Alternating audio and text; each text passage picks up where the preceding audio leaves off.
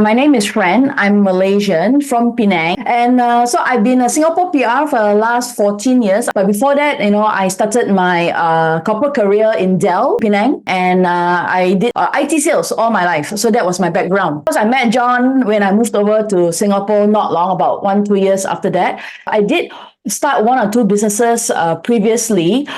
First one was, when I was 26 years old, I started a bikini business.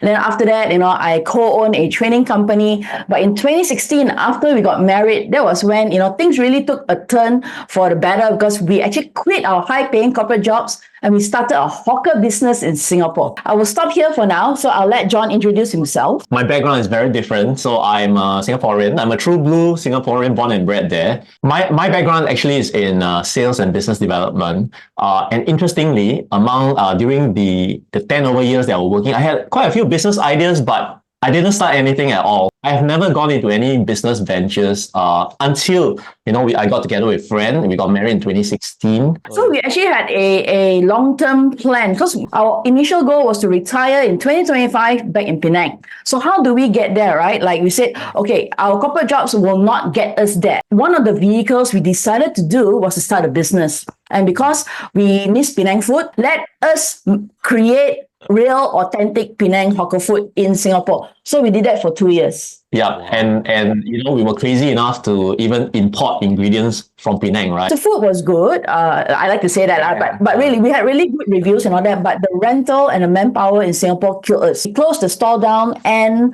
2019, right? Just before COVID hit, which is a blessing in disguise. Yeah. So 2016, when we first formulated this plan, right, and then we go about, hey, let's do this hawker business and all that. We also concurrently went about building different income skills. So apart from our corporate job that we were in then, we started to learn about different types of investing and finding ways to build up passive income. Because we kept going, we kept learning, we tried like the hawker business, it didn't work out, and then switched to other vehicles. So we managed to be retired by end of 2020 with enough cash flow sustaining our retirement life. So one question I would like to ask you guys is this. We have been featuring some financial planners in our webinar sessions previously, and typically they will come up with a magic number saying that in order for you guys to retire, you need an X million dollar amount of money, and the X million amount seems to be very overwhelming, like figures ranging from 3 million to 5 million to even up to 8 or 10 million. Do you actually buy into this magic number? Are there any other ways around this? For us, we do have a magic number, but I must say that each magic number is different for everybody because it's according to your lifestyle and what kind of lifestyle do you want to achieve when you retire. It is not a finite magic number that you need $5 million blanket statement, right? It is actually a monthly number that you calculate yourself that you can hit survival point and then add in other things along the way. That's what we will define magic number for us. We are actually playing a cash flow game. Focus on building your building blocks for your passive income and don't underestimate the power of passive income. So the very basic formula is as long as you have passive income that is more than the expenses you need for your retirement, for example, congratulations, you are financially free. And if you can keep that going, technically you don't need money as well. One thing that you actually mentioned is actually quite inspirational, and hopefully you guys can elaborate more on this, is after you retire early, your wealth expanded.